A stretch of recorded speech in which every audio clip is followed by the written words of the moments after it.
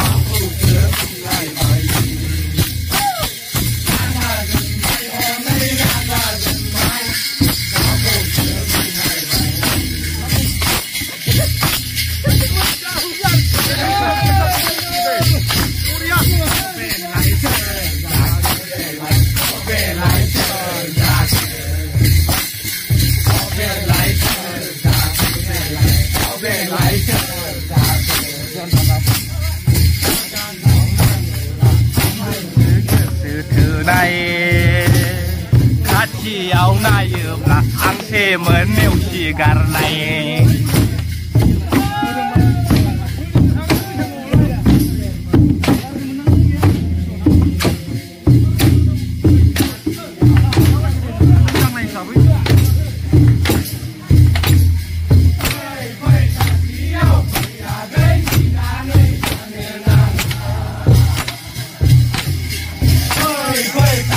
yêu phải nhà đấy chỉ là nơi chẳng người là